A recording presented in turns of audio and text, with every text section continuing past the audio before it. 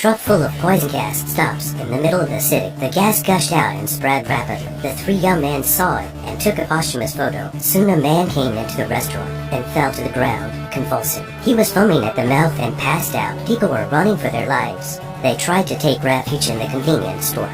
The people inside the store locked the door and watched as they were poisoned and fell down. All areas of the city were filled with poisonous gas. The people who were poisoned fell to the ground. Yoon Nam and his family came out from dinner and saw the poisonous gas in the sky.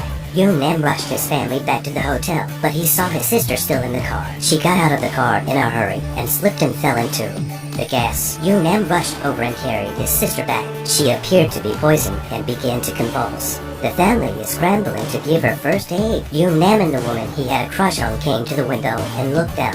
The whole street was covered with poison gas, and it was spreading upwards. Yoon Nam knew that if he wanted to live, he had to go up. His sister was in pain and couldn't be carried.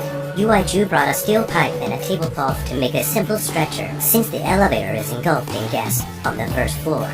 They can't take it and have to climb the stairs. They struggled to the rooftop but found the door locked. The store manager came to open the door. However, he forgot his key. The worst part is that he also forgot where he put the key. The gas was rising rapidly downstairs. Time and tide wait for no man. They rushed downstairs to find the key, but they searched everywhere, but could not find the key. Only the first floor had a spare key, but the place was already engulfed by the gas. At this time, the TV told people to go to a high place to wait for the helicopter to come to rescue. They also said that the mask was only effective for 10 minutes. Once you go beyond 10 minutes, it's no longer effective. The store manager said the rooftop could be opened from the outside, so the two of them went to a piece of glass. Yoon Nam made a risky decision. He would jump across the street and climb up to the roof, and then open the rooftop door from the outside. He started to break the glass. However, it is hard to find such hard glass in the world. He hit the glass as hard as he could, but it didn't break.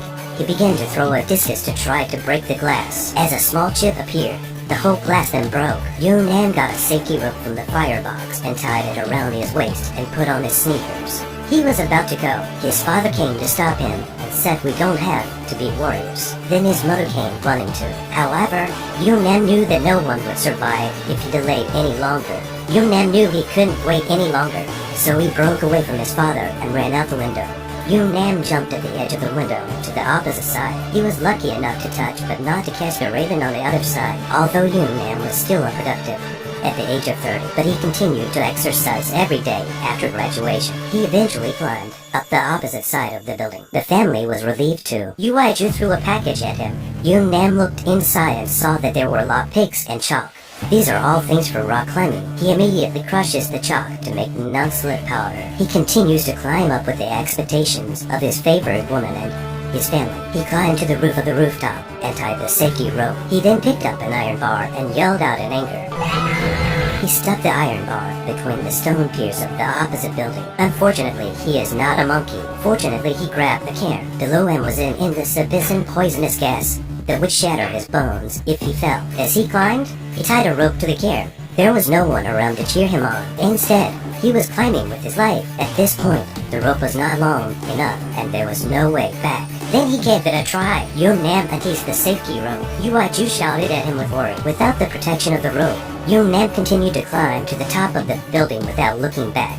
Finally, he reaches the top. He recalls the time when he failed to climb in front of Ju, but that time, he could do it all over again. But this time, failure was death.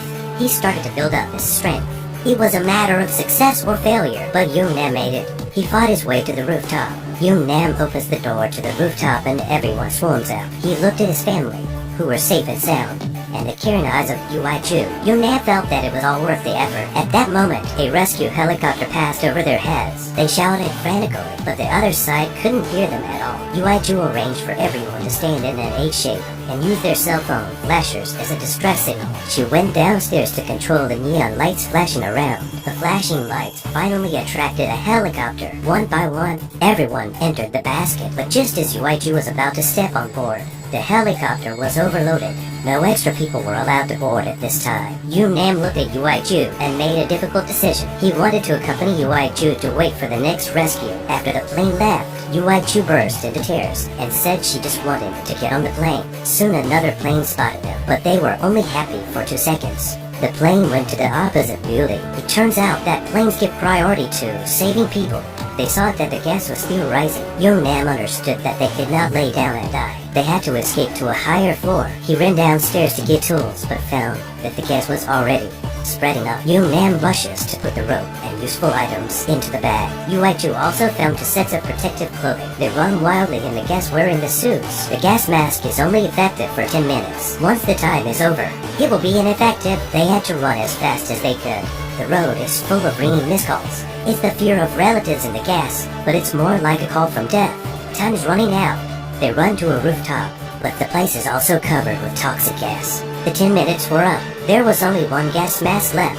What should they do?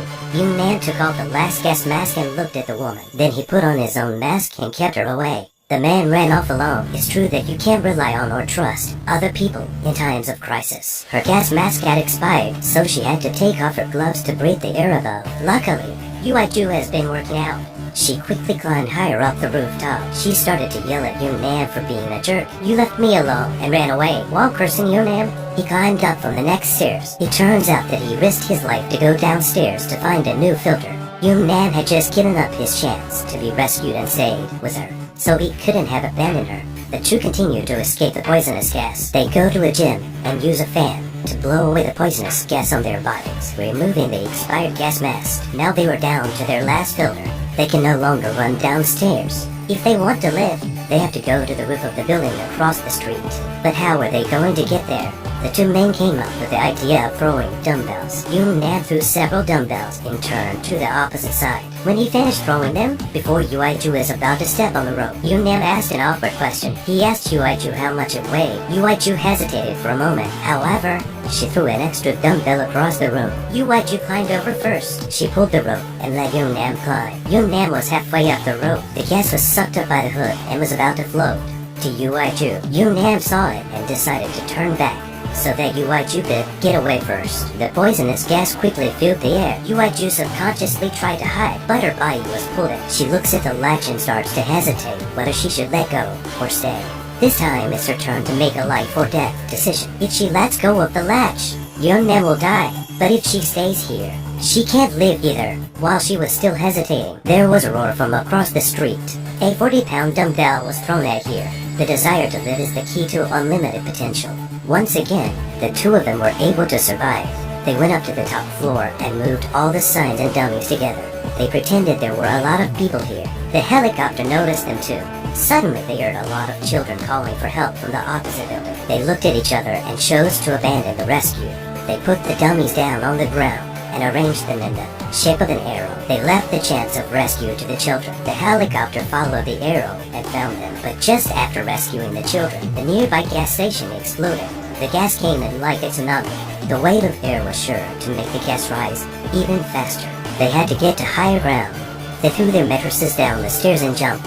They ran as fast as they could on top of a tall building to avoid the poisonous gas. A drone soon spotted them and followed them. Their images were filmed and broadcast live on the internet. The rescue team and many people in front of the screen were concerned about their safety. Everyone was touched by the determined and courageous spirit of the 2 men. Without hesitation, they jumped over the roof of the opposite building. They continued to climb higher up with the help of the advertisement sign. The 2 of them made great efforts to reach the top of the building. However, the building across the street was too far away from them. They could not jump over it, and their back was also covered with poison gas. Now there was no way out. Just then, another drone slowly flew in. 2, 3, more and more drones appeared. People in the safe zone are lending a hand. They use the drones to disperse the gas behind them, thus buying them a little more time. Young Man draws a pattern on the ground. The drones nodded their heads in greeting. Then it takes a rope to the building across the street. It hooks the rope to a water pipe. Young Nam also ties this end of the rope to the railing. The 2 of them hooked the latch and shouted the countdown before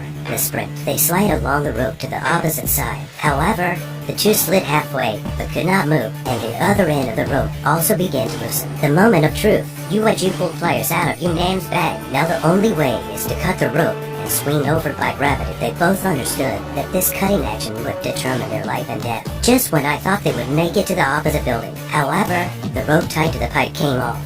The 2 men fell into the abyss in full view of everyone. The live feed was cut off. Soon after, a helicopter came to search for them. However, The place where they had just fallen was already covered with poisonous gas. If they didn't fall, they were gassed to death. As the pilot was about to leave in frustration, the observers suddenly saw a bright light flickering from the crane. They put the light on the crane. That's right. Up there stood Yoon Nam and Ui Chu. They were still alive and still climbing up. They didn't give up at the last moment. They believed in each other and climbed to the highest place in the city, one step at a time.